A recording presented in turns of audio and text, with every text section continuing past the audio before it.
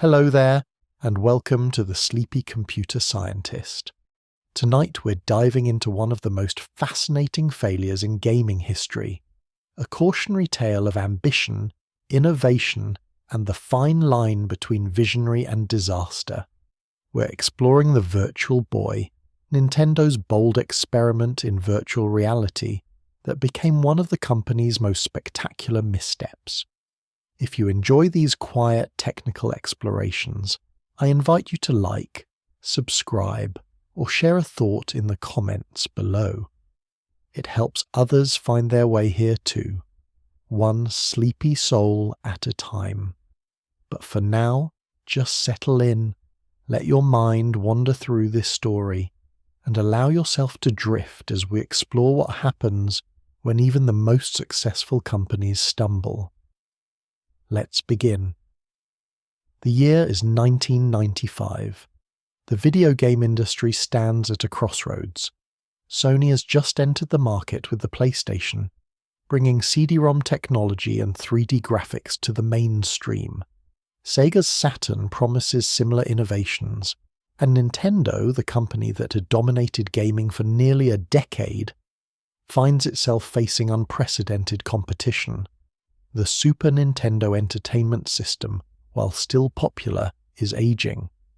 The Nintendo 64 is still in development, not scheduled to launch until the following year. Nintendo needs something to bridge the gap, something to maintain their position as the industry's innovation leader. Enter the Virtual Boy, a device unlike anything consumers had seen before. Not quite a console, not quite a handheld, and certainly not quite what anyone expected from the company that had brought the world the Game Boy and Super Mario Bros. It promised to deliver virtual reality gaming to the masses at an affordable price. The future, Nintendo claimed, was red, literally red, glowing, pulsing, monochromatic red. But before we can understand what went wrong, we need to understand the context in which the Virtual Boy was born. The early 1990s were a time of incredible optimism about virtual reality. The term itself had been popularized by Jaron Lanier and his company, VPL Research, in the late 1980s. Movies like The Lawnmower Man and television shows like Wild Palms captured the public imagination with visions of immersive digital worlds. VR arcades were opening in shopping malls across America and Japan. Companies were pouring millions into developing head-mounted displays and data gloves. This was the cultural backdrop against which Nintendo began experimenting with 3D and virtual reality technologies. The company had always prided itself on innovation, on finding new ways to play. The Game Boy had proven that portable gaming could be successful despite inferior graphics compared to home consoles. The philosophy was simple. Gameplay mattered more than raw technical power. Fun trumped fidelity. But virtual reality promised something different. It promised presence, immersion, a sense of being inside the game world that no flat screen could provide. Nintendo's leadership saw opportunity. The company had the resources, the talent, and most importantly, the track record to make virtual reality work for consumers where others had failed. After all, hadn't they taken the concept of portable gaming and made it mainstream when others said it couldn't be done? Hadn't they revived an entire industry after the video game crash of 1983? Virtual reality would be their next frontier. What Nintendo didn't fully anticipate was how difficult it would be to deliver on that promise with mid-1990s technology. The gulf between what virtual reality could theoretically be and what it could practically become with affordable components was vast. Compromises would need to be made, many compromises. Some of them would prove fatal to the product's success. But in those early days of development, optimism ran high. The Virtual Boy project was greenlit, and one of Nintendo's most legendary designers was put in charge of making the vision real. the story of the Virtual Boy cannot be told without understanding the man who led its development, Gunpei Yokoi. A name that deserves to be spoken with reverence in the history of video games. Yokoi had been with Nintendo since 1965, joining the company when it was still primarily a toy manufacturer. Over 3 decades, he had established himself as one of the most important figures in gaming history, though his name remains less famous than colleagues like Shigeru Miyamoto. Yokoi's list of contributions to gaming is staggering. In 1969, he created the Ultra Hand, an extending arm toy that became a massive hit in Japan. This caught the attention of Nintendo president Hiroshi Yamauchi, who recognized Yokoi's talent for creative problem-solving.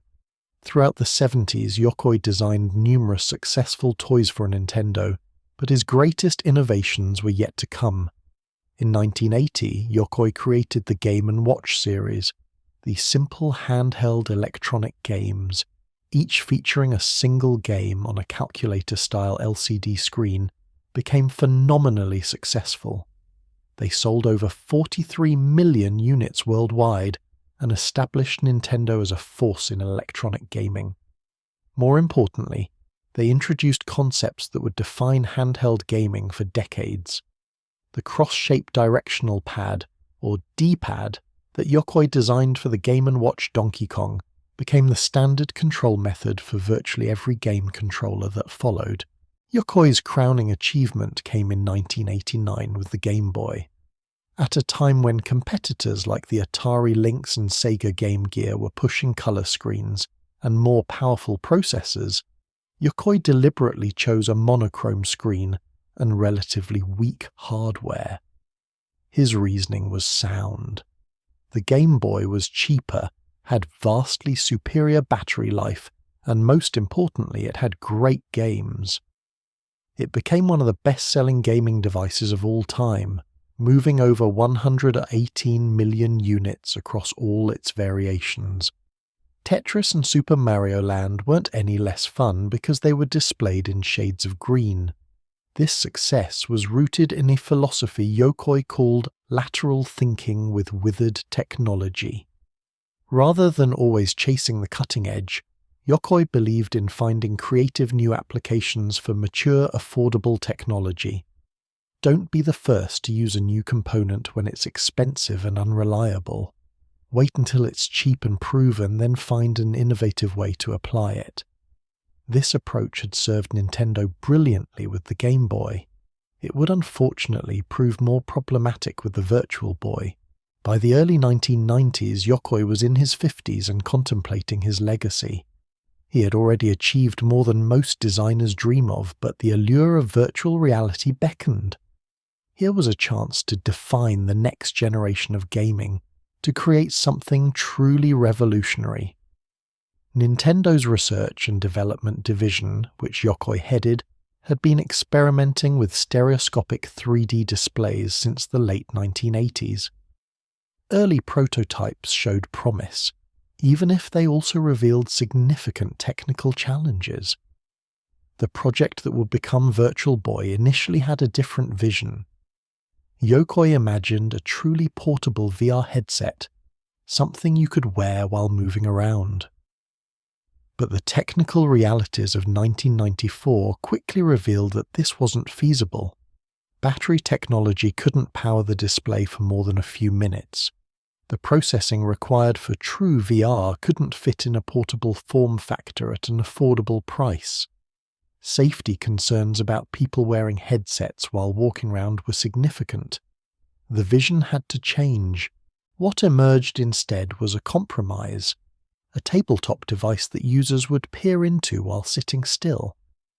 It wasn't quite the revolutionary portable VR headset Yokoi had envisioned, but it was something that could actually be manufactured and sold at a consumer-friendly price point. Or so the thinking went. As development progressed, more compromises would stack upon compromises, each seemingly reasonable in isolation, but together creating a product that strayed further and further from that original vision of accessible virtual reality. Yokoi was known for his intuition about what would resonate with players, his ability to strip away unnecessary complexity and focus on pure fun. But with Virtual Boy, some of that intuition seems to have failed him. Or perhaps more accurately, the constraints he was working under were simply too severe. The technology wasn't ready, the timeline was too aggressive, and the market conditions were more hostile than anticipated. Even a designer of Yokoi's caliber couldn't overcome all of those obstacles simultaneously.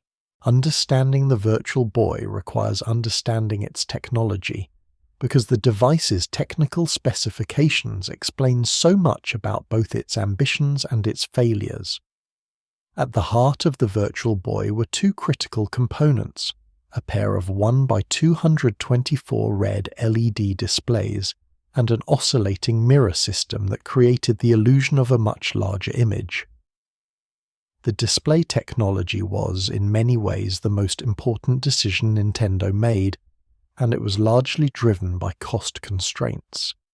In the mid-1990s, there were essentially three options for creating small, high-resolution displays suitable for a head-mounted or near-eye viewing device.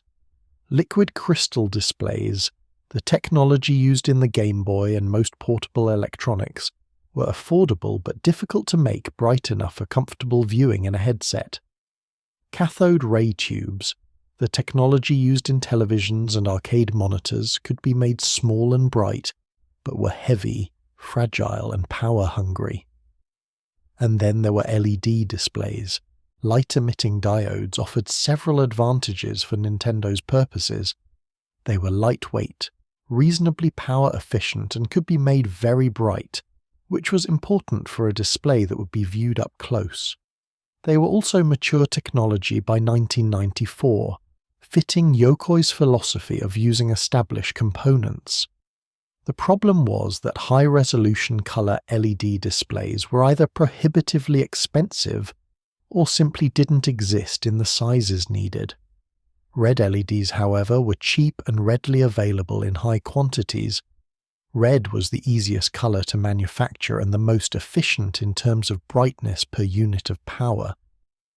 So Nintendo made a decision that would define the entire Virtual Boy experience. The display would be monochromatic red, not the friendly green of the Game Boy, not the natural colors of the real world, but an intense, glowing red that some users would later describe as peering into the fires of hell. It was a practical decision that made the device possible at its target price point, but it was also a decision that would severely limit the system's appeal. The display system itself was ingenious in its complexity. Rather than using two complete screens, which would have been expensive and difficult to manufacture with sufficient resolution, the Virtual Boy used two linear arrays of LEDs, essentially one-dimensional displays. These LED columns were reflected off rapidly oscillating mirrors, mounted on a mechanism driven by magnets. As the mirrors swept back and forth, they painted the image line by line, creating the illusion of a complete two-dimensional picture through persistence of vision. This approach, sometimes called a scanning display, allowed Nintendo to achieve a resolution of 384 by 224 pixels per eye at a 50 Hz refresh rate. That's not particularly high resolution even by 1995 standards, but it was sufficient to create recognizable images, and critically, it was achievable at a price point Nintendo could work with. The stereoscopic 3D effect was created by displaying slightly different images to each eye, with the appropriate parallax to create depth perception. The processor driving this display was a 32-bit NEC V810 running at 20 MHz. This was actually quite respectable for a mid-90s gaming device. The V810 was part of NEC's V800 family of RISC processors, chosen for its efficiency and relatively low cost. It had enough computational power to handle the 3D calculations needed for the Virtual Boy's games, though it wasn't in the same league as the processors being developed for the PlayStation or Nintendo 64. Supporting the main processor was 1 megabyte of dynamic RAM for general operations, and another 1 megabyte of pseudo-SRAM used as video RAM. This might seem tiny by modern standards, where even smartphones have gigabytes of RAM, but it was adequate for the relatively simple graphics the Virtual Boy was capable of displaying. The system could push about 10,000 polygons per second, which limited games to fairly simple geometric shapes and environments. Audio was handled by a 6-channel sound processor that could produce stereo output through the headphone jack. The audio capabilities were actually one of the Virtual Boy's strengths.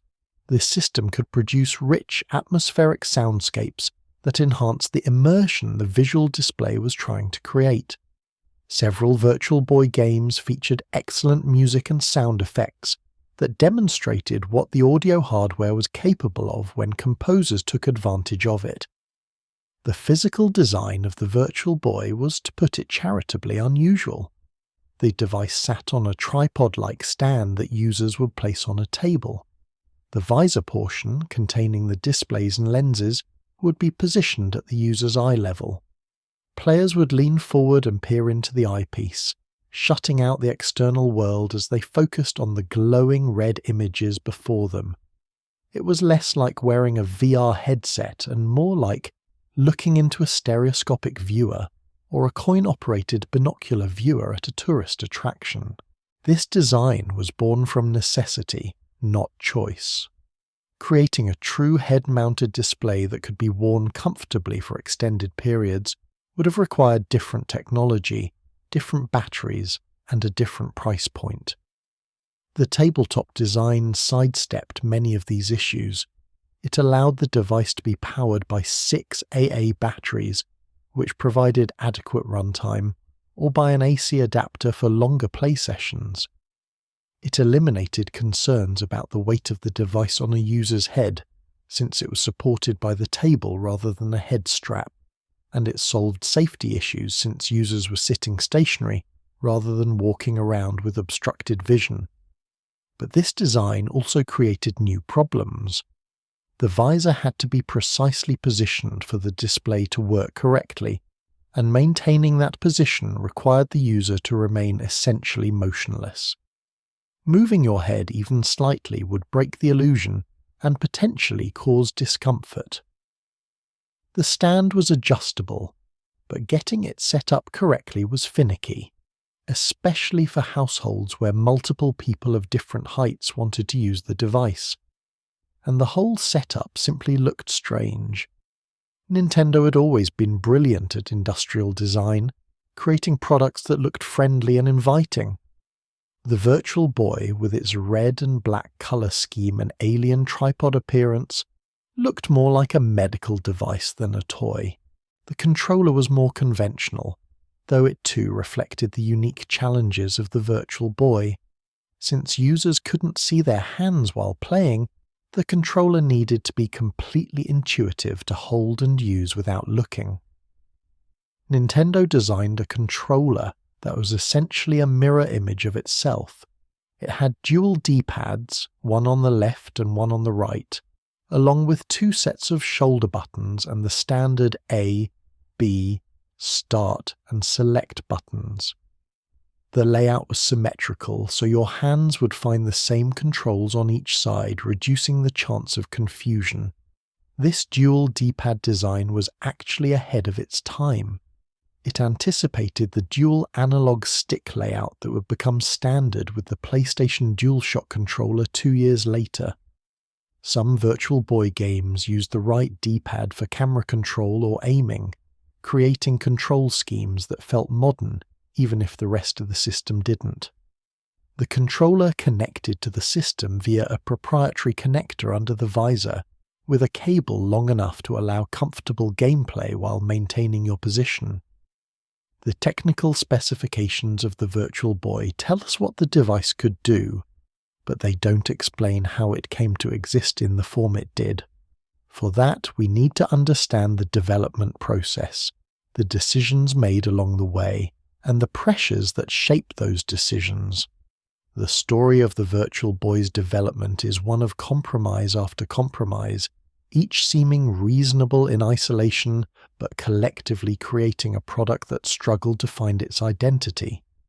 Development began in earnest around 1991, making it one of Nintendo's longest gestating products of that era. The initial concept was ambitious, a true portable virtual reality system that could create immersive 3D experiences anywhere. Early prototypes experimented with various display technologies and form factors. Some were more like traditional VR headsets, others explored different approaches to creating stereoscopic images.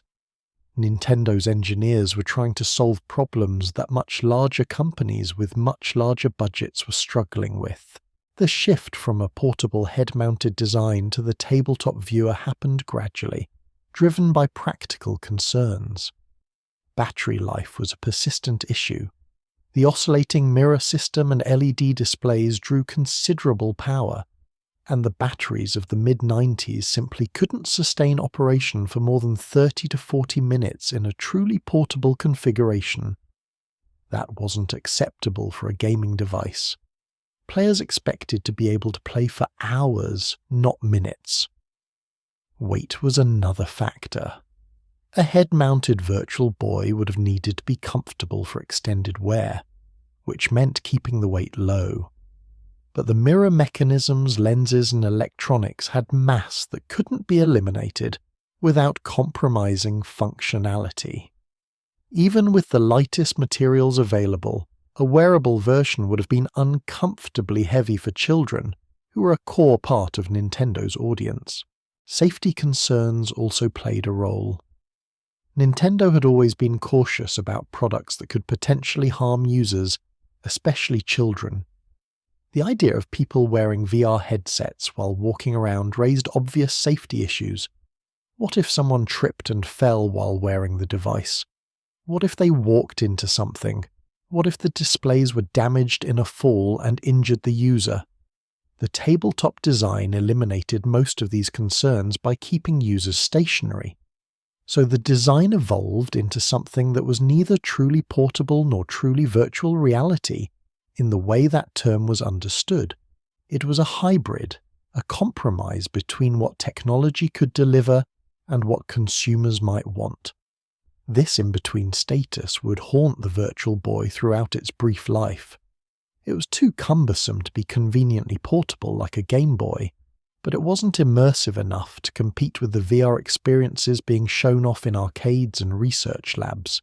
The choice of red monochrome display was, as mentioned, driven by cost. But it was also driven by technical limitations of the era. Creating bright, high-resolution color LED displays in the early 90s was extremely difficult. The individual LEDs needed to be small enough and numerous enough to create detailed images, but they also needed to be bright enough to be clearly visible in a near-eye viewing context.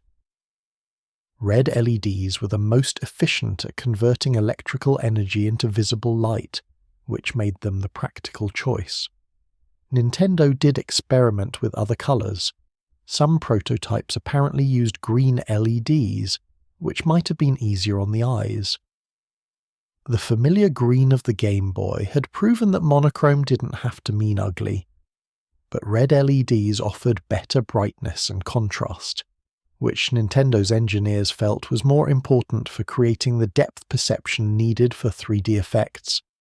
The hope seems to have been that players would adjust to the red quickly, that the novelty and immersion of 3D would overcome any initial discomfort with the color palette. This reveals a pattern that recurs throughout the Virtual Boy's development. Nintendo consistently chose technical performance over user comfort, brightness over natural color, refresh rate over resolution, performance over portability. Each decision made sense from an engineering standpoint. The engineers were trying to create the best possible stereoscopic 3D experience within brutal constraints. But the cumulative effect of these choices was a device that was technically impressive in some ways, but fundamentally unpleasant to use for many people. The development timeline was another source of pressure. By 1994, the Virtual Boy had been in development for several years, consuming resources and budget. Nintendo needed to show something for that investment. The company was also in a difficult competitive position. The PlayStation was launching, the Saturn was coming, and the Nintendo 64 was still at least a year away.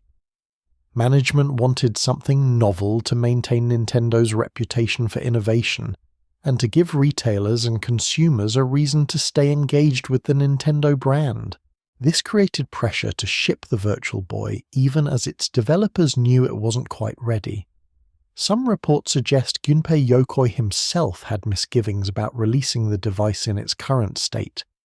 He reportedly wanted more time to refine the design, to improve the ergonomics, to expand the game library. But Nintendo's management, particularly President Hiroshi Yamauchi, was eager to get the product to market.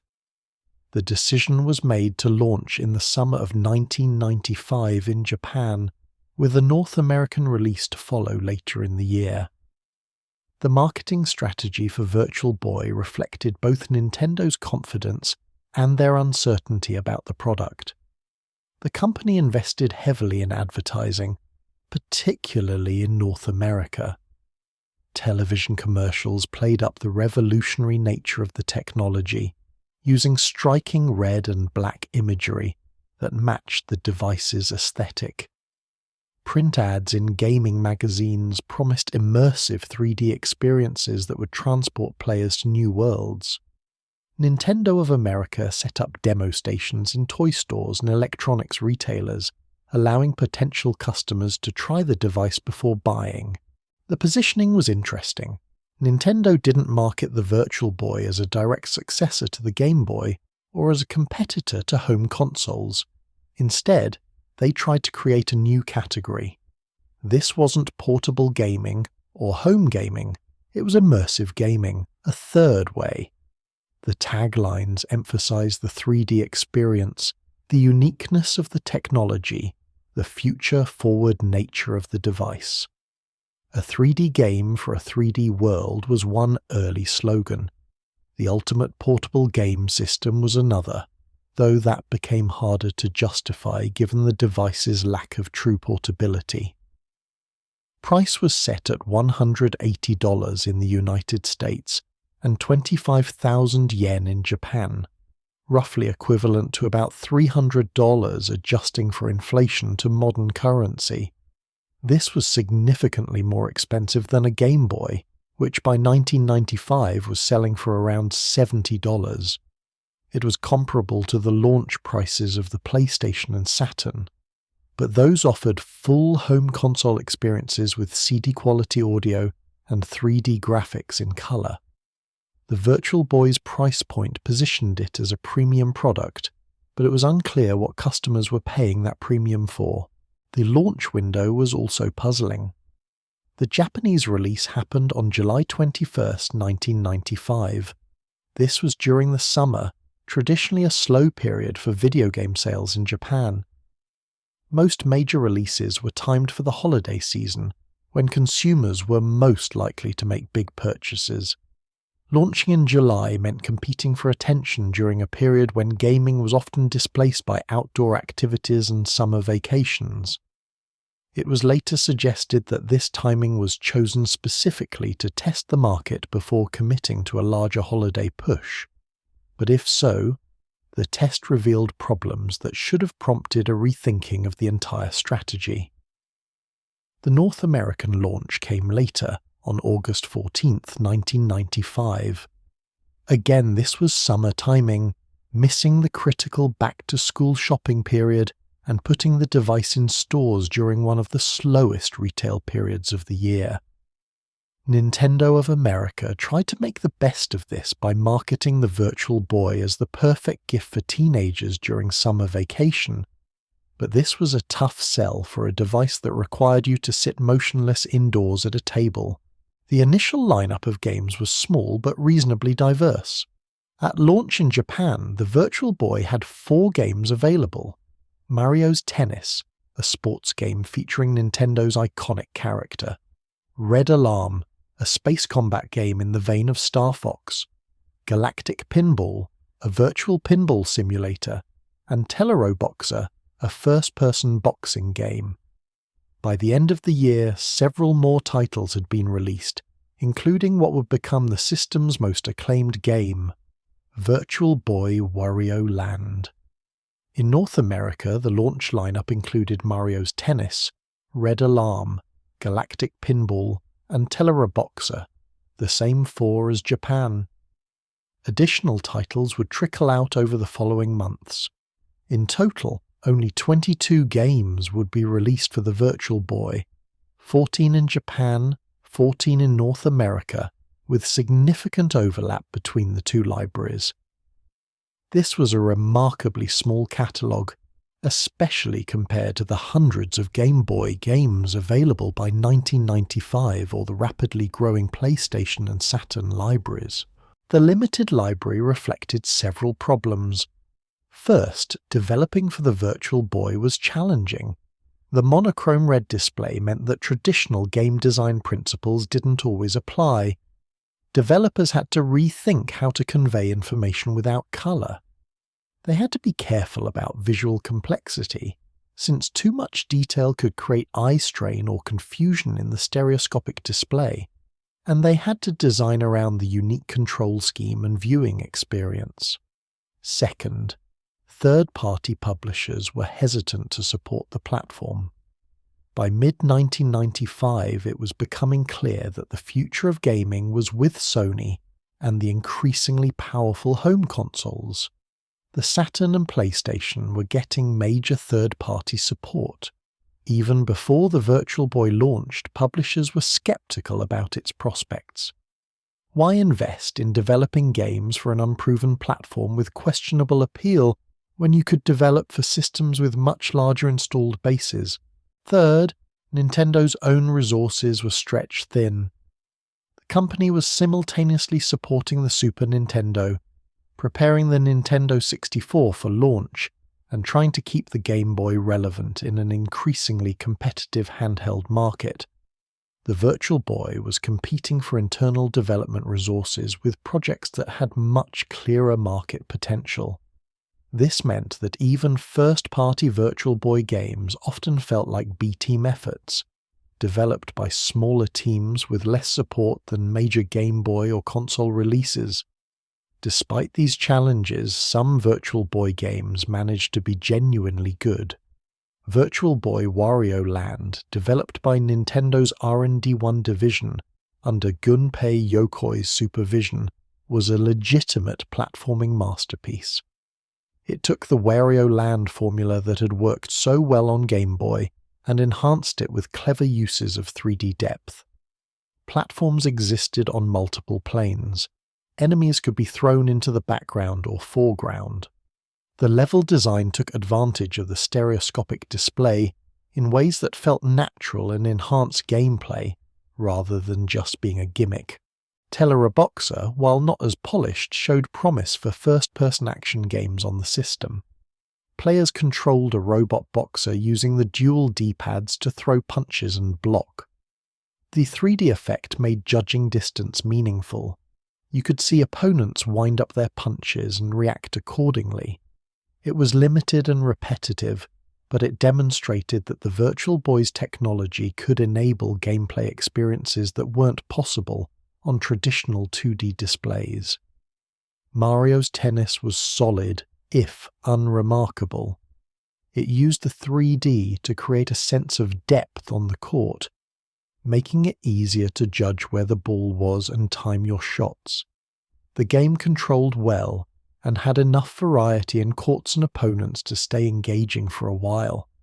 It wasn't groundbreaking, but it was competent, which was more than could be said for some of the system's other offerings. Red Alarm attempted to recreate the success of Star Fox in wireframe 3D. The lack of colour actually worked in its favour, since the clean red lines against black space created a distinctive aesthetic. The 3D dogfighting had moments of excitement, though the game was ultimately held back by repetitive mission design and difficulty spikes. Still, it represented one of the more technically ambitious attempts to use the Virtual Boy's capabilities. Then there were the less successful efforts. Waterworld, based on the Kevin Costner film that had been a notorious box office disappointment, was universally panned as confusing and unpleasant to play. Golf was a bare-bones golf simulation that did little to justify its existence. Panic Bomber was a competent falling block puzzle game that didn't really benefit from being in 3D at all, and several Japanese exclusive titles were equally forgettable, from the Mahjong game to the simplistic racing titles. What's particularly tragic about the limited game library is how many promising titles were cancelled. Nintendo had planned, or at least discussed, Virtual Boy versions of some of their biggest franchises. There were reportedly early experiments with a Metroid game that would have used the first-person perspective to create an immersive adventure. A Star Fox game was mentioned in early promotional materials but never materialized. Kirby, Donkey Kong, and even The Legend of Zelda were all franchises that could theoretically have worked on the system with the right design approach. Third-party publishers had also pitched ideas that never came to fruition. Some developers reportedly experimented with survival horror concepts, reasoning that the immersive display and moody red aesthetic could be perfect for creating tension and fear. Others explored racing games that would let you look into the turns, rhythm games that would use the 3D display to create visual effects synchronized to music. None of these projects made it far enough to be officially announced, let alone released. The cancellations accelerated as it became clear the Virtual Boy wasn't finding its audience.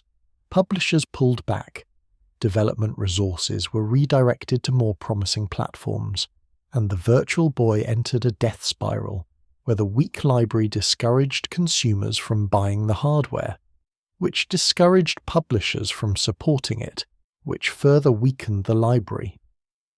This pattern has played out with numerous failed gaming platforms, but rarely as quickly or dramatically as it did with the Virtual Boy. By the end of 1995, it was clear that the Virtual Boy was in serious trouble. Sales figures from both Japan and North America were disappointing.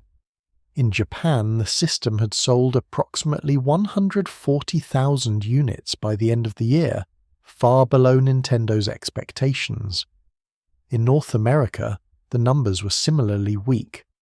Black Friday and the Christmas shopping season, typically the strongest period for video game sales, failed to generate the sales momentum Nintendo needed.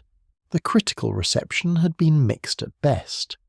Gaming magazines, while often impressed by the novelty of the 3D effect, consistently pointed out the system's problems. The red monochrome display was frequently cited as a major limitation.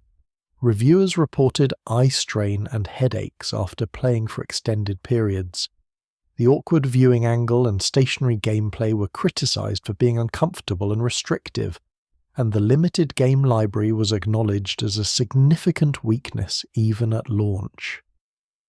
Health concerns became a major issue. Nintendo had included warnings with the Virtual Boy advising users to take frequent breaks, and cautioning that children under 7 should not use the device at all. These warnings were necessary from a liability standpoint, but they also telegraphed that the device could potentially cause problems.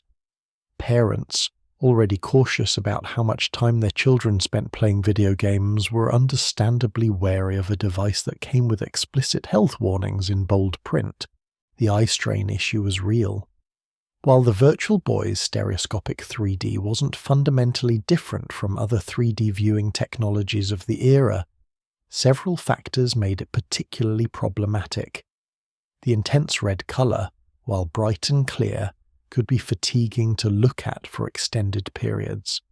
The fixed focus distance meant your eyes were locked at a single focal length, which is unnatural and can cause discomfort. And the need to hold your head Perfectly still to maintain the 3D effect meant users were fighting their natural tendency to move and adjust their position. Some users reported more serious symptoms, persistent headaches after play sessions, nausea and motion sickness, particularly in games with rapid movement or rotation, difficulty refocusing their eyes on normal objects after using the Virtual Boy. While these experiences weren't universal, they were common enough to create a negative reputation.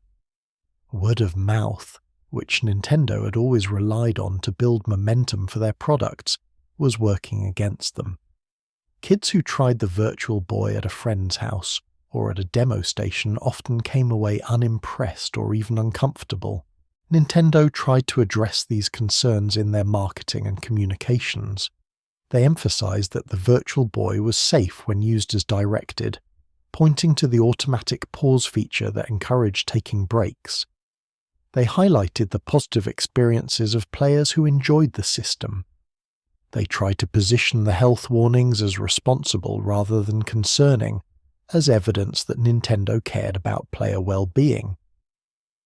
But the damage was done. The perception of the Virtual Boy as potentially harmful, whether justified or not, was established and difficult to overcome. The price didn't help. At $180, the Virtual Boy was expensive for what it offered.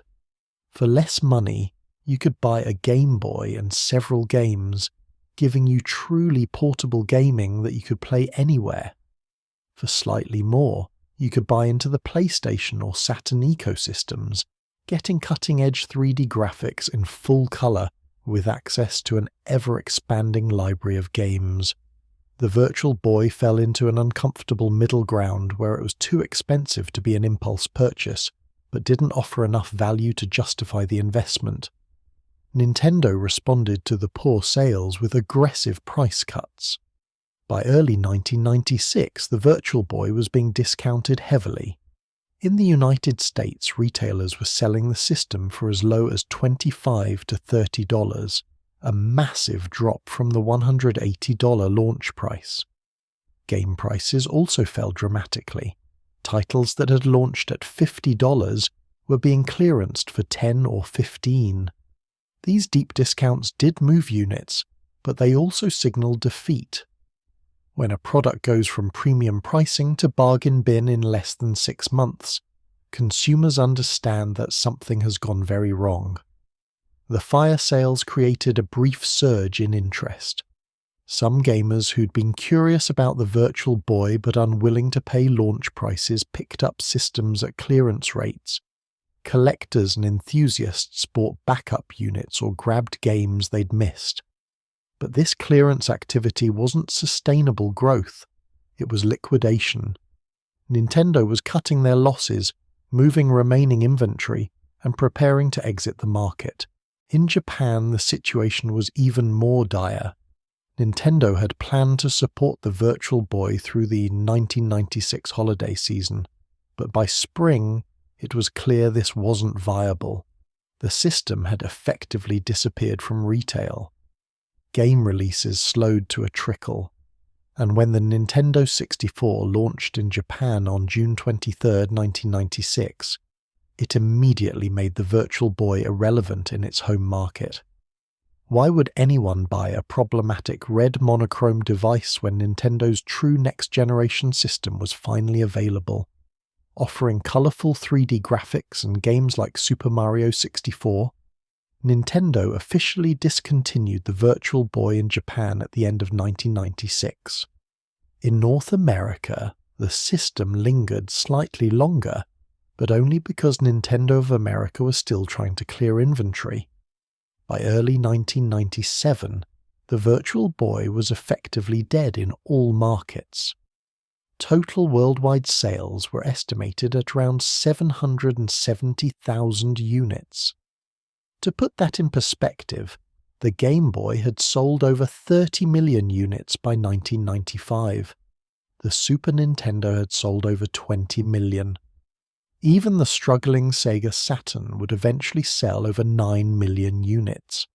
The Virtual Boy was a catastrophic commercial failure by any measure. The impact on Nintendo as a company was significant, but not fatal. The Virtual Boy represented a substantial financial loss. Development costs, manufacturing expenses, marketing investments, and eventual write-downs on unsold inventory added up to hundreds of millions of dollars in losses. This hurt, particularly during a period when Nintendo was also investing heavily in the Nintendo 64 and dealing with increasing competition from Sony. But Nintendo had deep pockets from years of Game Boy and Super Nintendo success. The company could absorb the loss, though it certainly stung. More damaging than the financial loss was the reputational impact. For the first time in over a decade, Nintendo had released a product that was roundly rejected by the market. The company that had revived the gaming industry, that had created the Game Boy and Super Mario Bros., had produced something that people simply didn't want. This created doubts about Nintendo's judgment and their ability to read the market. If they could get something as fundamental as the Virtual Boy so wrong, what else might they misjudge? These doubts were amplified by delays with the Nintendo 64. The system, which had originally been scheduled for late 1995, didn't launch in Japan until mid-1996 and didn't reach North America until September of that year. This gave Sony over a year and a half head start with the PlayStation. By the time the Nintendo 64 launched, the PlayStation was building serious momentum with a diverse library of games and strong third-party support. The Virtual Boy debacle, combined with the delayed Nintendo 64 launch, created a narrative that Nintendo was losing touch with the market. For Gunpei Yokoi personally, the Virtual Boy's failure was devastating. After decades of success and innovation, his most ambitious project had become one of Nintendo's most embarrassing failures. While Yokoi wasn't solely responsible for the Virtual Boy, as the project leader and the public face of its development, he bore much of the blame internally. The culture at Japanese companies, particularly during the 1990s, could be harsh on failure. Even a legend like Yokoi was not immune. In August 1996, Gunpei Yokoi left Nintendo. The official story was that he was retiring after 31 years with the company to pursue other interests. He founded his own company, Koto, and began working on game development projects. But many observers believed his departure wasn't entirely voluntary, that the Virtual Boy's failure had damaged his standing within Nintendo to the point where leaving was the dignified option. Whether the departure was forced, encouraged, or genuinely voluntary, it marked the end of an era for Nintendo. Tragedy compounded tragedy when Gunpei Yokoi died in October 1997, just over a year after leaving Nintendo. He was killed in a traffic accident struck by another vehicle while standing on the side of a highway after his car had broken down. He was only 56 years old. His death shocked the gaming industry and robbed the world of one of its most creative designers. Today, Yokoi is rightly remembered for his incredible contributions to gaming, but the shadow of the Virtual Boy's failure lingered over his final years at Nintendo. The lessons Nintendo learned from the Virtual Boy were extensive and shaped the company's approach for years afterward. The most obvious lesson was about rushing products to market. The Virtual Boy has been pushed out before it was ready, before the technology was truly mature, before the game library was sufficient. This urgency had been driven by competitive pressure and management impatience, but it had resulted in a product that felt half-baked. Future Nintendo hardware launches would be more carefully timed, even if it meant longer development cycles. The Virtual Boy also taught Nintendo about the importance of user comfort and ergonomics. Technical achievement means nothing if the product is unpleasant to use. The red display, the fixed viewing position, the potential for eye strain. All of these issues could have been identified and addressed with more thorough user testing. Nintendo would subsequently become more rigorous about evaluating how products felt to use, not just how they performed technically. Another lesson concerned market positioning and messaging. The Virtual Boy tried to be too many things: a portable system that wasn't portable, a VR device that wasn't immersive, a premium product with a limited library. Future products would have clearer identities. The Nintendo DS was positioned as an innovative handheld with unique touchscreen gameplay. The Wii was positioned as a family-friendly console that made gaming accessible to non-gamers through motion controls. These products succeeded in part because consumers immediately understood what they were and why they might want them. The importance of software became even more apparent. Nintendo had always understood that hardware was just a delivery system for games, but the Virtual Boy drove this lesson home with particular force. Even technically impressive hardware would fail without compelling software. The Nintendo DS and Wii would launch with strong software lineups, and would see continued support with regular releases of high-quality first-party titles. Nintendo would never again let one of their platforms languish with a sparse library. Perhaps most importantly, the Virtual Boy taught Nintendo to be cautious about chasing technological trends for their own sake. Virtual reality was the hot buzzword of the early 90s, and Nintendo had felt pressure to participate in that market. But the technology wasn't ready to deliver the experience in an affordable, accessible way. Rather than forcing it, Nintendo should have waited. Future Nintendo products would focus less on matching technical trends and more on creating unique gameplay experiences, even if that meant using less cutting-edge technology. This philosophy would define Nintendo's approach for the next 2 decades. While Sony and Microsoft competed on graphics horsepower and multimedia features, Nintendo would focus on innovative controls and exclusive games. The Wii's motion controls, the DS's touchscreens, the 3DS's glasses-free 3D, the Switch's hybrid design, all of these represented Nintendo learning from the Virtual Boy to prioritize unique experiences over raw technical specifications. Interestingly, Nintendo's caution about VR lasted for decades.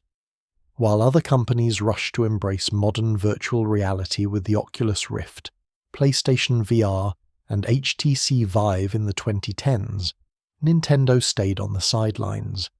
Even when VR became viable and successful, Nintendo's memory of the Virtual Boy kept them from diving in. They experimented with VR-adjacent concepts, like the Nintendo Labo VR kit for Switch, but avoided committing to VR as a core platform.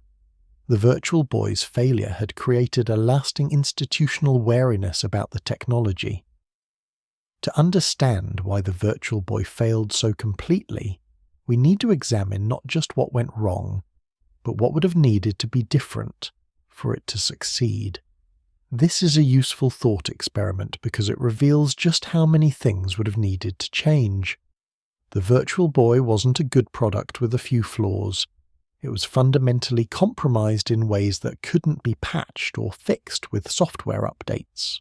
The most obvious change would have been the display technology.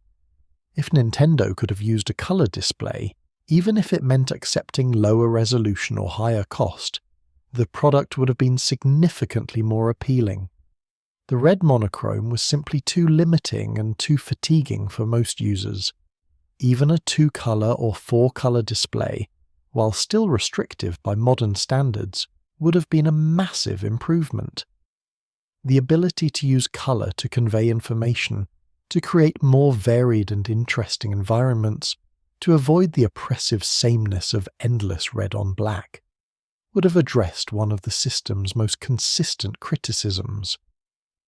But creating an affordable color display with adequate brightness and resolution wasn't possible in 1995, at least not at the price point Nintendo was targeting. This reveals one of the core problems. The Virtual Boy was trying to deliver a premium experience at a mass market price using mid-tier technology. Something had to give, and what gave was user experience. A true premium VR device in 1995, with color displays and proper head tracking, would have cost thousands of dollars, pricing it out of the consumer market entirely. The form factor would also need to change. The tabletop design was awkward and restrictive.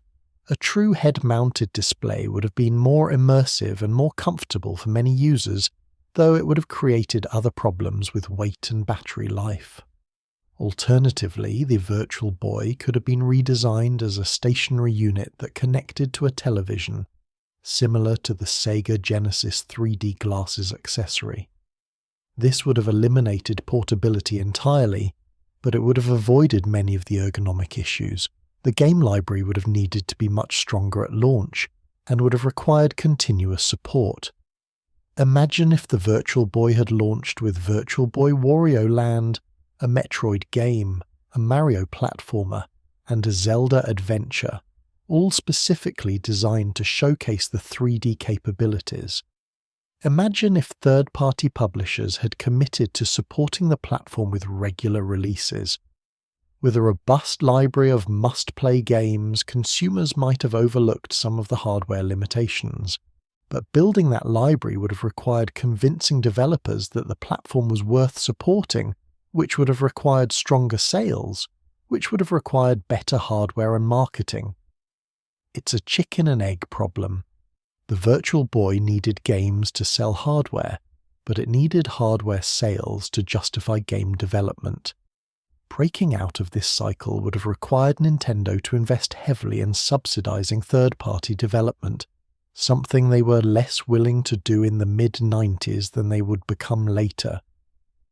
The price would have needed to be different, either lower to position it as an experimental curiosity that was an easy impulse purchase, or higher to position it as a true premium device with corresponding expectations.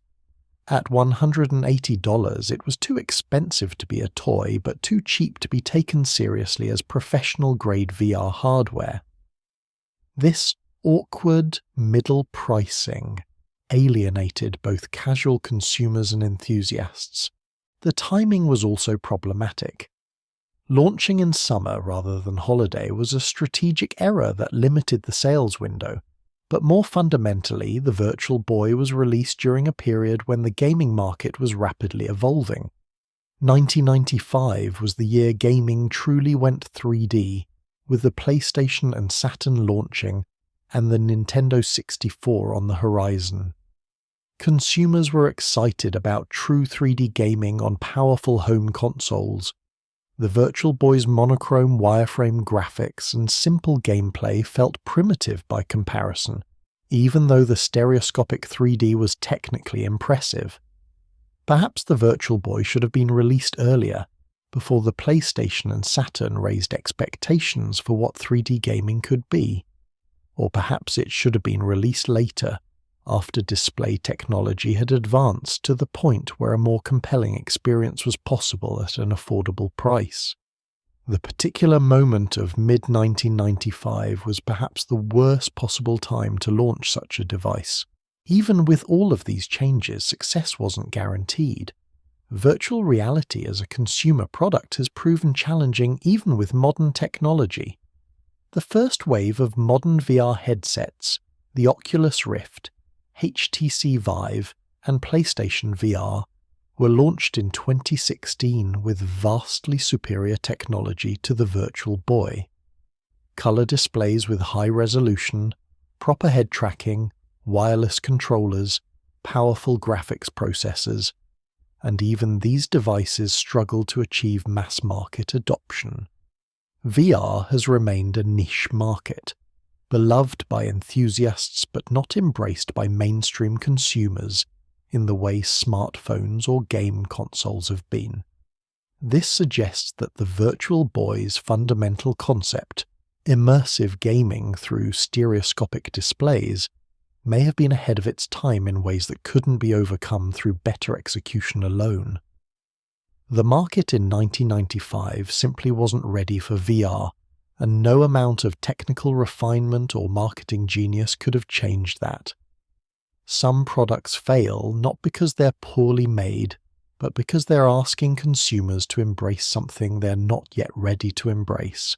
From a technical perspective, the Virtual Boy was fascinating in its complexity. The engineering required to make the oscillating mirror display work was genuinely impressive. Creating a stereoscopic 3D effect with 1995 technology at an affordable price point was a remarkable achievement, even if the end result wasn't commercially successful. Let's dive deeper into exactly how the display system worked, because it represents some clever problem solving, even if the overall product failed. The core challenge was creating two separate images, one for each eye, with enough resolution and brightness to be clearly visible and comfortable to view. Traditional stereoscopic displays use two complete screens, either side by side or using polarized light or shutter glasses to separate the images. But two complete high-resolution displays would have been prohibitively expensive and power-hungry in the mid-90s. Nintendo's solution was the scanning display system. Instead of a two-dimensional array of LEDs forming a complete image, the Virtual Boy used two one-dimensional arrays, essentially two columns of LEDs. These columns contained 224 red LEDs each, corresponding to the vertical resolution of the display. The columns were mounted on mechanisms that could rapidly oscillate back and forth horizontally. As the columns moved, they swept across the field of view, painting vertical lines of pixels. By precisely controlling which LEDs were lit at which moments during the sweep, the system could create a complete two-dimensional image. This is the same principle used in cathode ray tube displays, where an electron beam sweeps across the screen, painting the image line by line, or in oscilloscope displays where a dot traces out patterns faster than the eye can follow. The key to making this work was speed. The LED columns had to complete their sweep from left to right and back again fast enough that persistence of vision would blend the individual lines into a complete image without visible flicker. The Virtual Boy's display ran at 50 Hz, meaning it completed 50 full frames per second. This was below the 60 frames per second standard for most gaming displays, but it was adequate to avoid obvious flickering for most users, though some sensitive individuals did report perceiving a subtle flicker or shimmer. The oscillating mechanism itself was an elegant piece of engineering. It used electromagnetic coils and springs to create rapid reciprocating motion, similar to the mechanism in a loudspeaker or electric motor. The mirror was mounted on this mechanism and reflected the light from the LED columns into the user's eyes. By precisely timing when each LED lit up in relation to the mirror's position, the system could paint pixels at any location in the two-dimensional field of view. Each eye had its own independent LED column, mirror mechanism, and optical path. This allowed the system to display different images to each eye, which is what created the stereoscopic 3D effect. The images were calculated to have the appropriate parallax, meaning objects that were supposed to appear closer would have more horizontal offset between the left and right eye views, while distant objects would have less offset. Your brain interprets these differences in position as depth, creating the illusion of a three-dimensional scene. The lenses in the eyepiece served several functions. They magnified the image, making the relatively small display appear much larger, as if you were viewing a screen several feet across from several feet away. They also helped focus the light from the scanning display into a coherent image, and they helped align the optical paths for each eye so that the stereoscopic effect worked correctly. Getting the lens design right was critical. If the lenses didn't properly match the user's interpupillary distance, the distance between their eyes, the 3D effect wouldn't work correctly or could cause eye strain. The Virtual Boy included an adjustment mechanism to accommodate different interpupillary distances. A slider allowed users to move the eyepieces closer together or farther apart to match their own eye spacing. This was essential because interpupillary distance varies significantly between individuals, especially between adults and children. Without this adjustment, many users would have experienced doubled images or eye strain, as their eyes struggled to fuse the left and right images into a single 3D view. The processor had to do a surprising amount of work to drive this display system. It wasn't simply sending image data to a static screen. It had to precisely time every LED illumination to correspond to the mirror's position. It had to calculate 2 separate views of each scene from slightly different perspectives. It had to do all of this while also running the game logic, handling input from the controller, and generating audio. The 32-bit NEC V810 processor, while respectable for its time, was working hard to juggle all these tasks. The graphics rendering pipeline was optimized for the Virtual Boy's specific display characteristics. Because the system could only display red at varying intensities, the graphics software could use all of its rendering power on geometric calculation and depth, rather than wasting resources on color processing. The system could render simple polygonal objects and sprites with depth layering, creating scenes that, while visually simple, had a genuine sense of 3-dimensional space. The V810 processor could handle approximately 10,000 polygons per second, which sounds modest compared to modern graphics cards that can render billions, but was reasonable for a mid-90s portable system. For comparison, the original PlayStation could handle approximately 90,000 polygons per second, but it also cost more, drew more power, and required connection to a television. In context, the Virtual Boy's graphics capabilities were appropriate for its market segment. The system's 1 MB of DRAM and 1 MB of pseudo-SRAM were divided between system operations and graphics functions. The pseudo-SRAM, which functioned as video RAM, stored the frame buffers for both eyes' displays and handled the timing calculations for the scanning display. The DRAM handled general system functions, game logic, and audio processing. Memory management was tight, requiring developers to be careful about how they structured their games and assets. Audio processing was handled by a custom sound chip that could produce 6 channels of digital audio. This was competitive with other gaming systems of the era. The Super Nintendo had 8 channels, the Game Boy had 4, and the PlayStation had 24. 6 channels gave developers enough flexibility to have background music, sound effects, and potentially some voice samples, though voice was rarely used due to memory constraints. The audio output was stereo through the headphone jack, which helped create a sense of immersion even if the visuals weren't in color. The controller interface was relatively straightforward. The controller connected through a proprietary connector and communicated with the main system through a simple serial protocol. Button presses were registered and polled by the main processor, which then incorporated them into game logic. The dual D-pad design was interesting because it allowed for more complex control schemes than a single D-pad could provide, but it also required developers to think carefully about control mapping to avoid confusing players. Power management was handled through a combination of hardware and software.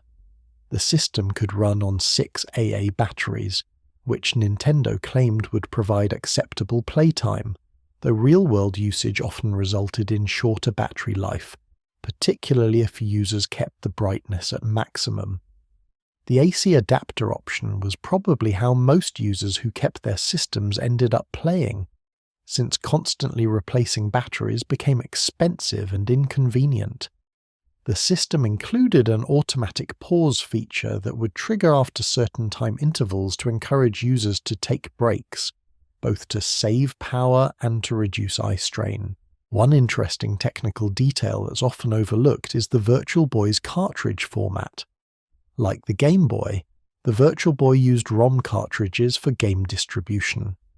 These cartridges were larger and chunkier than Game Boy cartridges, partly because they needed to accommodate more memory for the more complex games, and partly because the physical design needed to be robust enough to withstand the weight of the system sitting on top of the cartridge slot. The cartridge connector was on the bottom of the unit between the legs of the tripod stand. Cartridge sizes varied, but most Virtual Boy games used between 1 and 16 megabits of ROM storage. For context, Super Nintendo games typically ranged from 4 to 48 megabits, so Virtual Boy games were on the smaller end. This limited how much content games could contain, though developers could use compression techniques to fit more into the available space.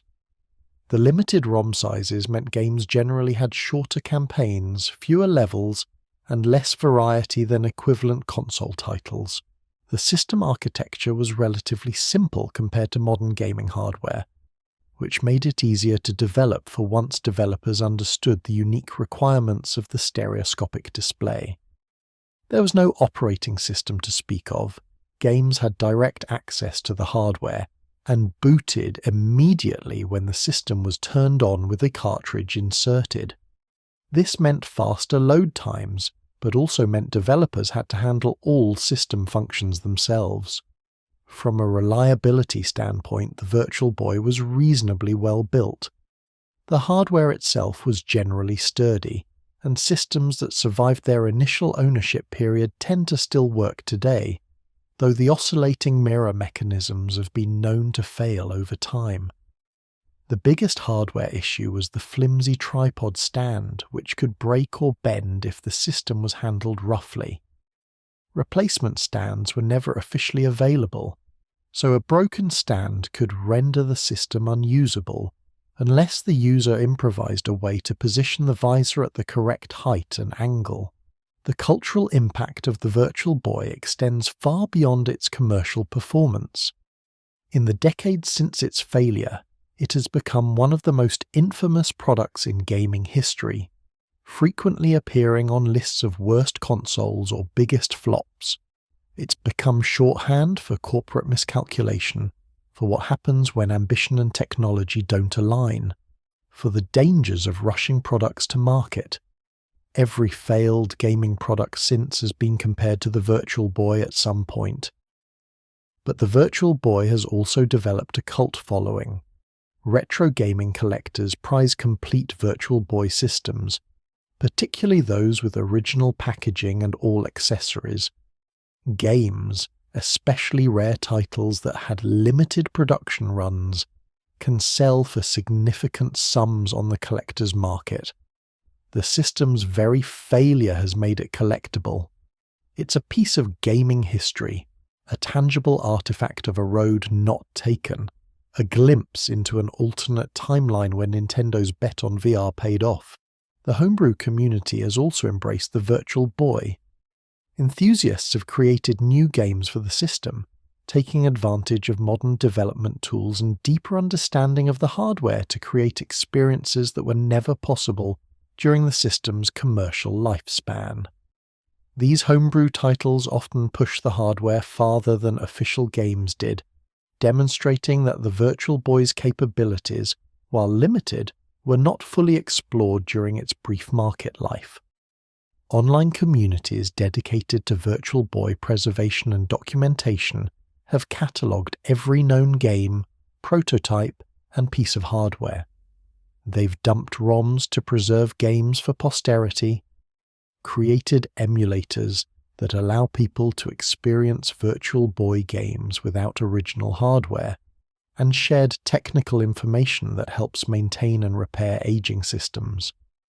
This preservation work is important because with only 770,000 units sold, Virtual Boys are relatively rare, and working systems will become rarer as hardware ages and fails, the emulation scene deserves special mention.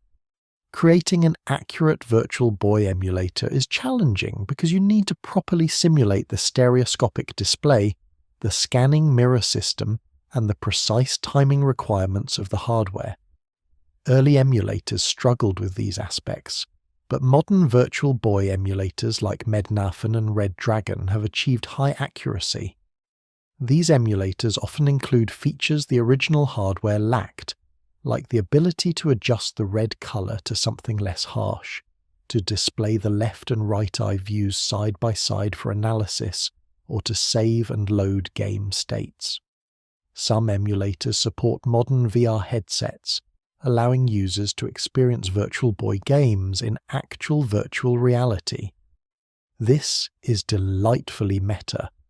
Playing games designed for an early VR device on modern VR hardware that demonstrates how far the technology has advanced. The experience reveals both the ambition of the original Virtual Boy concept and the limitations of its execution.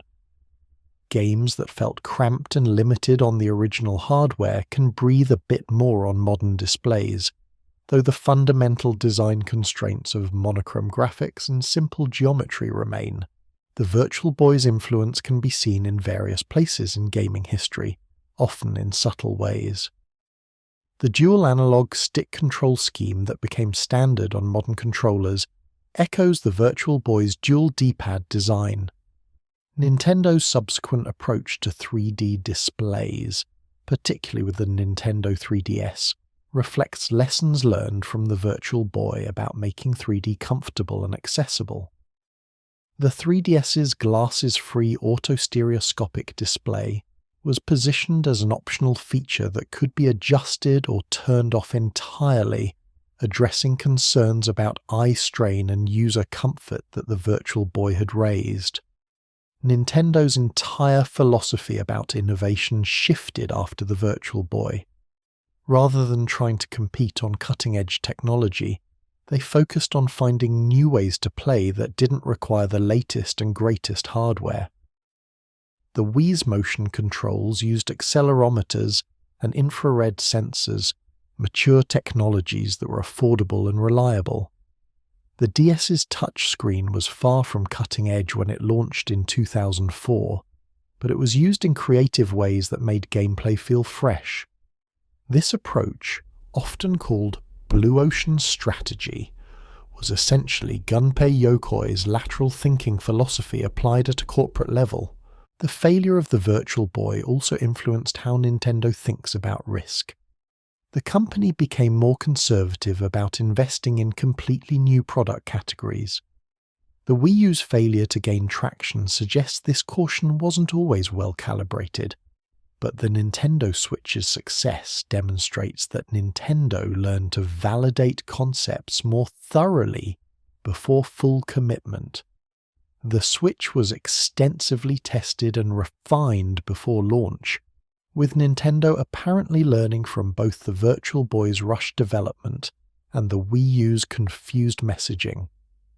In broader gaming culture, the Virtual Boy serves as a cautionary tale that's regularly invoked in discussions about new hardware. When Sony announced PlayStation VR, skeptics referenced the Virtual Boy. When Oculus Rift was developing its consumer headset, the Virtual Boy was mentioned as a warning about the challenges of VR adoption. Even when discussing products completely unrelated to VR, the Virtual Boy gets brought up as an example of how even industry leaders can produce spectacular failures. This narrative, while understandable, perhaps oversimplifies the Virtual Boy's story. It wasn't simply a bad product made by people who should have known better. It was an ambitious attempt to bring an emerging technology to consumers before that technology was ready for mass market. The engineers and designers who worked on it were talented and experienced. They made the best decisions they could given brutal constraints. The Virtual Boy's failure wasn't about incompetence. It was about the mismatch between vision and reality. between what they wanted to create and what technology and market conditions allowed them to create. There's something almost tragic about the Virtual Boy when viewed in this light. It represents pure ambition, the desire to push boundaries and create something genuinely new. In another world with slightly different technology or timing, it might have succeeded. The core concept of affordable, accessible VR gaming wasn't wrong, it was just premature. Modern VR has proven that the idea has merit, even if mainstream adoption remains elusive decades later. For those who experienced the Virtual Boy firsthand, memories are mixed.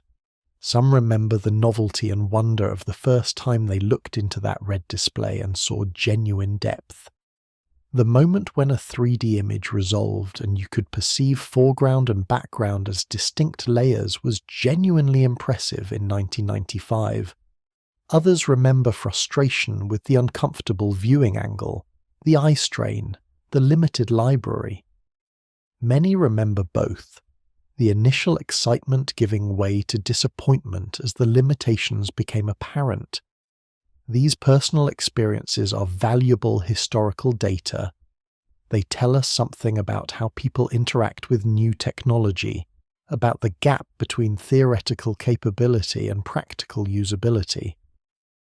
User experience design has advanced significantly since the mid-90s, with much more emphasis on comfort, accessibility, and iterative testing. The Virtual Boy stands as a reminder of why these processes matter, why it's not enough for something to work technically if it doesn't work comfortably for actual humans. Let's consider some specific games in more detail, because despite the system's commercial failure, there were genuinely interesting ideas executed in Virtual Boy software. Virtual Boy Wario Land deserves particular attention as the system's best game and one of the best platformers of the mid-90s, period. The game was developed by Nintendo R&D 1, Gunpei Yokoi's division, and it shows the kind of creative design thinking that made Yokoi legendary. Virtual Boy Wario Land uses the 3D display not as a gimmick but as a core gameplay mechanic. Levels have multiple depth planes, with platforms and obstacles existing in foreground, middle ground, and background. Wario can jump between these planes, and enemies and hazards can move between them as well. This creates puzzle-solving opportunities where you need to figure out which plane to be on to progress, and it creates platforming challenges where timing your jumps accounts for depth as well as left-right positioning. The game also features Wario's trademark transformations. Getting hit by certain enemies transforms Wario, giving him different abilities that are needed to solve specific puzzles. One transformation makes him spring up and down uncontrollably, but allows him to reach high platforms. Another flattens him, letting him slip through narrow gaps. These transformations, combined with the multiplane level design, create genuinely clever gameplay that couldn't exist on a traditional 2D platform. Visually, Virtual Boy Wario Land makes the best of the monochrome display. The red and black palette is used to create clear visual hierarchies, making it easy to distinguish platforms from background elements, enemies from environment, and interactive objects from scenery. The art direction is simple but effective, with chunky, readable sprites and clean-level geometry. If you can get past the red colour, it's a legitimately good-looking game. The game is also substantial. It features 14 levels across multiple themed worlds, with secrets, collectibles, and treasure to find. This was important because many Virtual Boy games were criticised for being too short or too simple. Virtual Boy Wario Land provided enough content to justify its purchase, assuming you could tolerate playing the system long enough to experience all of it. Speedrunners still play the game today, and it holds up as a well-designed platformer even divorced from its historical context. Boxer is another game worth examining because it represents a different approach to using the 3D display. This first-person boxing game has you controlling a robot fighter, using the dual D-pads. Left D-pad controls your left fist, right D-pad controls your right fist. You can throw jabs, hooks and uppercuts by pressing different directions, and you can block by holding both D-pads in certain positions. The 3D display matters here because judging distance is crucial. Your opponent winds up their punches, and you can see them coming at you through 3D space. You need to block or dodge at the right moment, and that moment depends on accurately perceiving depth. Similarly, when you throw punches, you need to judge whether you're in range. The gameplay is simple, almost arcade-like, but the use of 3D makes it feel distinct from traditional fighting games. The game's main weakness is repetition. There aren't many opponents, and once you've fought through the initial roster, there isn't much reason to keep playing. The lack of a two-player mode hurt as well. Boxing games thrive on competition, and reducing it to a solo experience against AI opponents limited the long-term appeal. But as a demonstration of how first-person action could work on the Virtual Boy, Boxer showed promise for what could have been. Red Alarm takes a different approach, creating a space combat game in the style of Star Fox but with wireframe graphics. The decision to use wireframe rendering was born from necessity. The Virtual Boy couldn't handle filled polygons with enough detail to make a complex 3D space shooter work, but it turned into a distinctive aesthetic. The clean red lines against black space create a look that's reminiscent of early vector graphics games like Battlezone or the original Star Wars arcade game. The 3D effect helps with spatial awareness in dogfights. You can see enemy ships approaching from various distances and angles, and the depth perception helps you lead your shots and avoid incoming fire. The game moves quickly, sometimes too quickly, with frame rates that can drop when too much is happening on screen, and the difficulty is punishing, with tough enemies and limited continues. But for players who enjoy challenging arcade-style action, Red Alarm provides some genuinely exciting moments. Mario's Tennis is exactly what it sounds like, a tennis game featuring Mario and friends. It uses the 3D display to create a sense of depth on the court, helping you judge where the ball is in relation to your character. The gameplay is simple but solid, with responsive controls and enough variety in characters, courts, and modes to stay interesting for a while. It's not the most ambitious Virtual Boy game, and it doesn't push the hardware in exciting ways, but it's competent and polished, which counts for something. Galactic Pinball brings virtual pinball to the Virtual Boy, and it's a reasonably successful translation. The 3D display lets you see the table with genuine depth, making it easier to track the ball and anticipate its movement.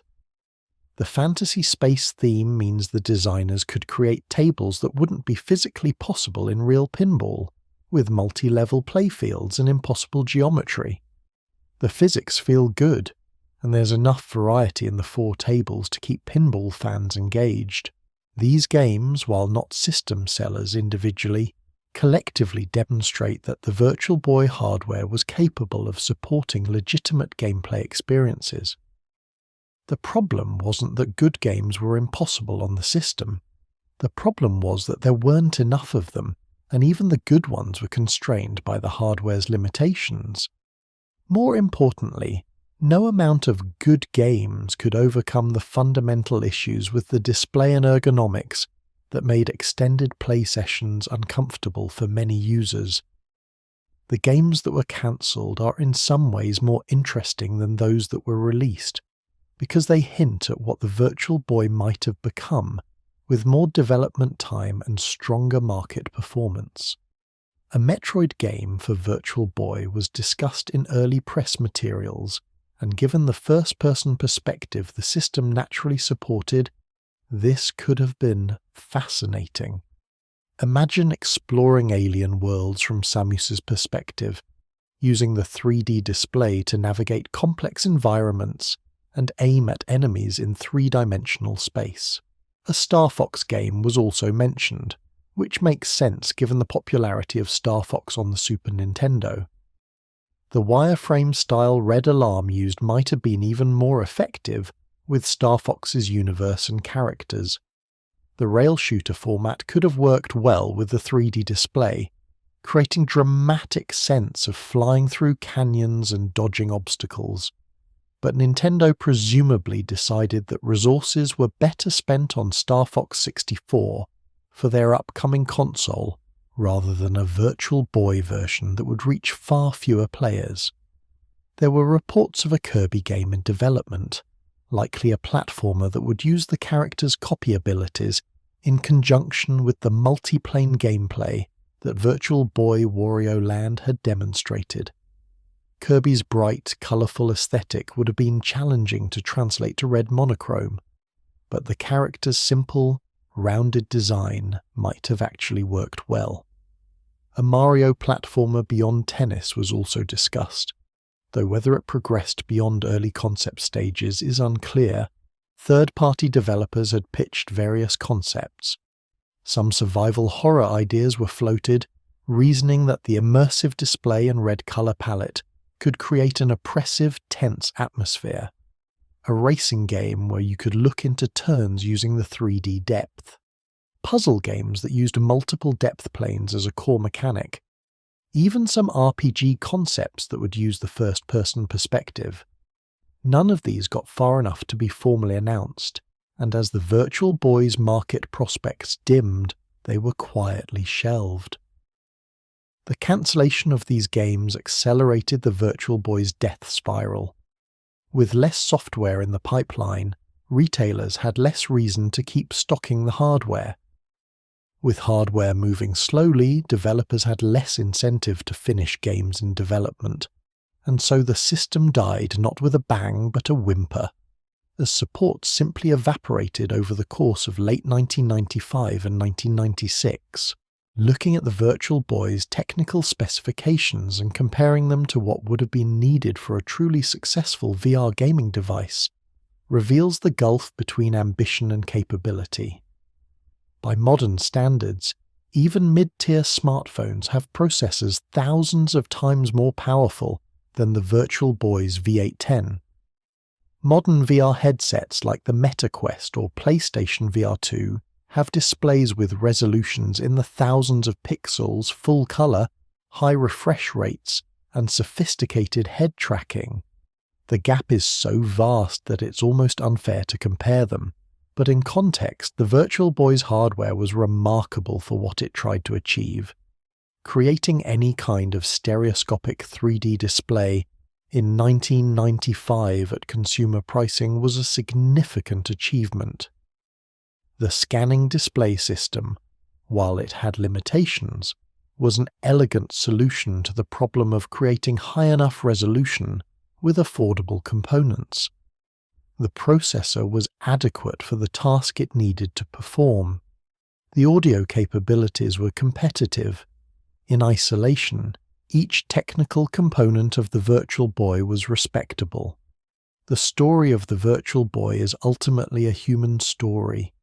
It's about talented people trying to achieve something difficult under challenging constraints. It's about the gap between vision and execution, between what we hope technology can do and what it actually can do. It's about the unpredictability of markets, the importance of timing, and the reality that even the best companies make mistakes. For every person involved in the Virtual Boy's development, from Gunpei Yokoi to the engineers building the oscillating mirror systems to the game developers creating software for an unproven platform, it represented a significant investment of time, creativity, and hope. These weren't people deliberately creating a failed product. They were problem solvers doing their best with the resources and time available. The result didn't meet their aspirations or consumers' needs, but the effort was genuine. This is worth remembering in an era when it's easy to mock failed products from a position of hindsight. The Virtual Boy looks obviously flawed now, but in 1994, in the midst of VR hype and Nintendo's string of successes, it might have seemed promising. Decisions that appear baffling in retrospect may have been reasonable given the information available at the time. We can learn from the failure without denigrating the people who gave their best effort to the project. The Virtual Boy also reminds us that failure isn't final. Nintendo recovered. They went on to create some of the most successful gaming products in history. The lessons learned from the Virtual Boy informed better decisions later. Gunpei Yokoi's legacy remains primarily positive despite this misstep. The developers who worked on Virtual Boy games went on to create other excellent games. One failure doesn't define a career or a company unless you let it. For those of us who study technology history, the Virtual Boy is endlessly fascinating precisely because it failed. Success stories, while inspiring, often follow predictable patterns. Good product, good timing, good execution leads to good results. Failures are more complex. They reveal the hidden assumptions, the overlooked details, the unexpected interactions between technology and humans that make product development so challenging. The Virtual Boy is a teaching tool, a cautionary tale, and a reminder of gaming's experimental past all at once. The device sits at the intersection of multiple interesting trends: the mid-90s transition from 2D to 3D gaming, the first boom and bust cycle of consumer VR, Nintendo's evolution from undisputed industry leader to one of several major players, the shift from cartridges to optical media, the changing relationship between hardware manufacturers and software publishers. Any one of these topics could support extensive analysis, and the Virtual Boy touches all of them.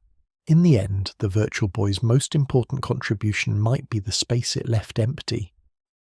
By failing so completely, it discouraged other companies from rushing into consumer VR without adequate technology. This may have actually been beneficial. If multiple companies had released similarly flawed VR products in the mid to late 90s, it might have poisoned the well for VR permanently, creating such negative associations that later, better attempts would have faced insurmountable skepticism. The Virtual Boy's failure as a lone pioneer arguably preserved VR's potential for future innovation. The gaps between VR's boom periods, from the mid-90s bust to the 2010s revival, allowed technology to advance. Display resolution increased dramatically. Processing power grew exponentially. Battery technology improved. Motion tracking became sophisticated and affordable. When Oculus Rift launched its Kickstarter in 2012, the technology had finally advanced to the point where many of the Virtual Boy's fundamental problems could be addressed. The experience wasn't perfect. VR still faces challenges, but it was good enough to attract serious investment and development. Whether current VR technology will achieve mainstream adoption remains an open question. The Meta Quest line has brought VR to millions of users, but it's still far from ubiquitous. PlayStation VR 2 offers high-end VR for console gamers, but it's an expensive accessory for an expensive console. PC VR continues to serve enthusiasts but requires significant investment in both headset and computer. VR remains niche, just as it was in the Virtual Boy's era, despite quantum leaps in technological capability. This persistent niche status suggests that VR's challenges aren't purely technological. There are social and experiential barriers as well. VR is isolating. You can't easily share the experience with others in the room. It requires dedicated space and time. It can cause motion sickness in susceptible individuals. It's not something you can casually pick up for a few minutes like a smartphone or handheld game. These fundamental characteristics of VR present in the Virtual Boy and present in modern headsets may limit its appeal regardless of technical refinement. The Virtual Boy, then, didn't just fail because of bad technology or poor timing. It failed because it tried to make VR something it isn't suited to be, a mass-market consumer entertainment device comparable to television or game consoles. VR might be better understood as a specialized tool for specific applications, whether that's high-end gaming for enthusiasts, training simulations for professionals, or social experiences for people who value immersion over convenience. Trying to make it universal, as Nintendo attempted with the Virtual Boy, might be fighting against the medium's inherent nature. These philosophical questions about VR's proper place in entertainment and computing continue to be debated. The Virtual Boy's failure is data in that debate, evidence that certain approaches don't work or don't work yet. Future VR developers can point to it as a cautionary tale or as evidence that the market has been skeptical of VR for decades. Both interpretations are valid. The Virtual Boy means different things to different people, and that multiplicity of meaning is part of what makes it historically significant. For Nintendo specifically, the Virtual Boy era is over. The company has moved on, finding enormous success with different approaches to innovation, but the device remains part of their history, acknowledged, if not celebrated. When Nintendo discusses their past, the Virtual Boy is mentioned alongside their successes, treated as a learning experience rather than a shameful secret. This mature approach to failure is commendable. Pretending mistakes didn't happen helps no one. Acknowledging them and learning from them is how organizations grow. The gaming community's relationship with the Virtual Boy has evolved over time as well. Initial mockery and disappointment has given way to nostalgic fascination.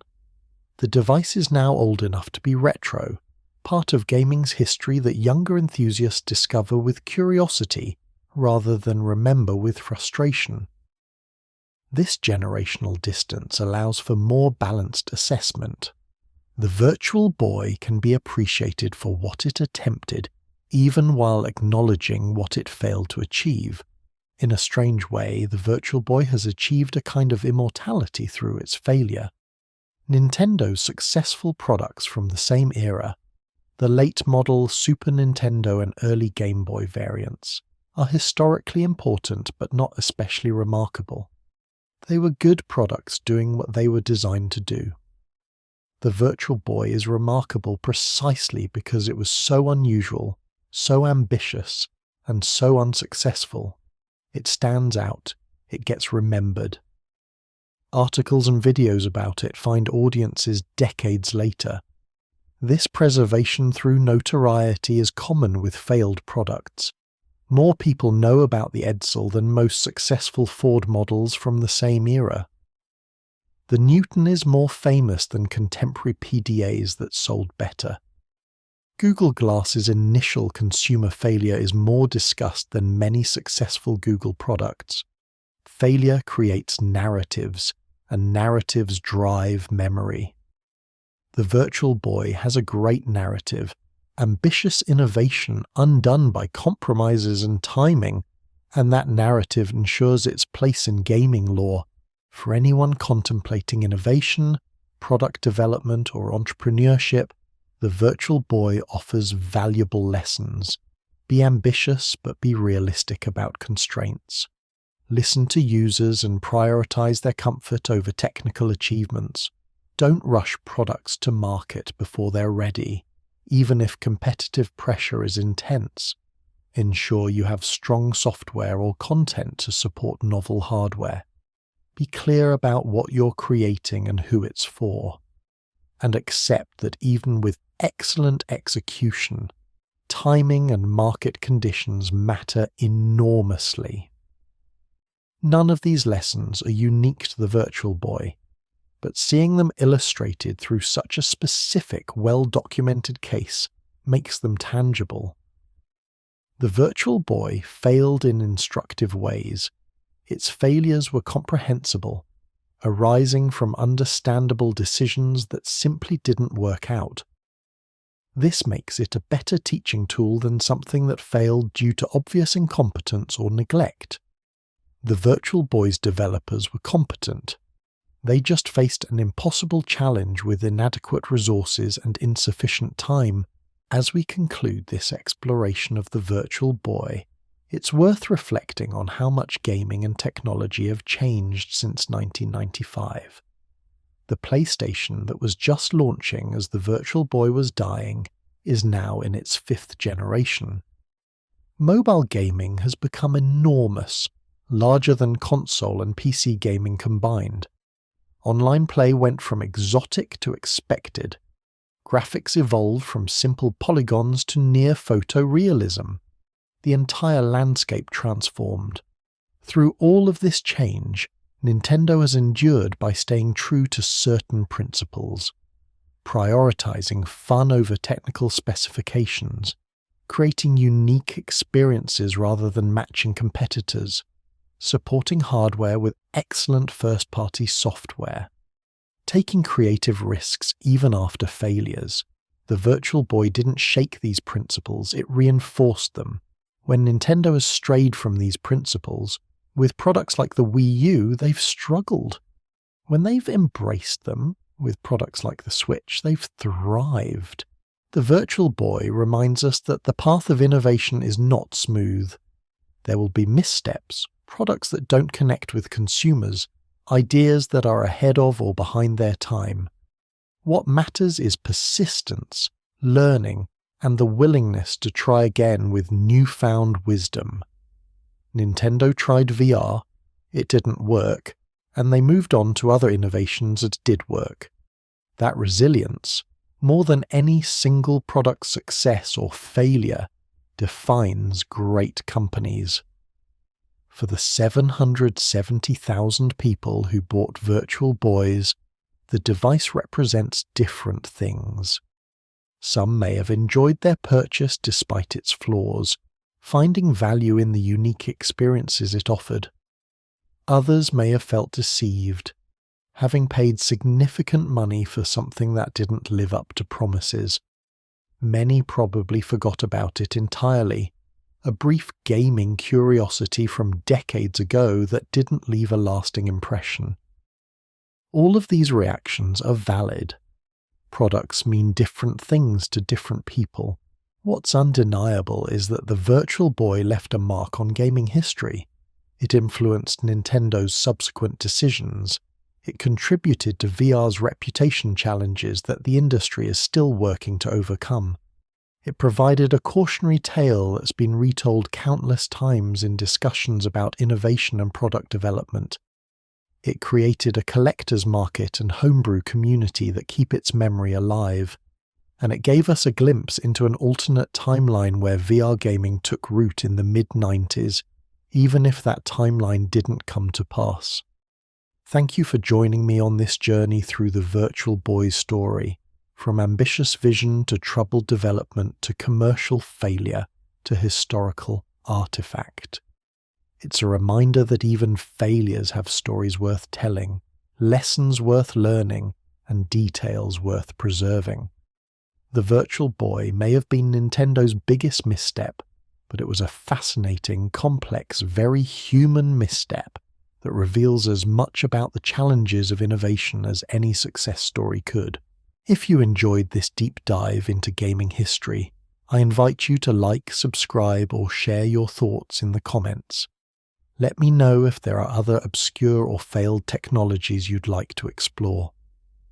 The history of computing and gaming is full of forgotten innovations, dead-end paths, and fascinating might-have-beens.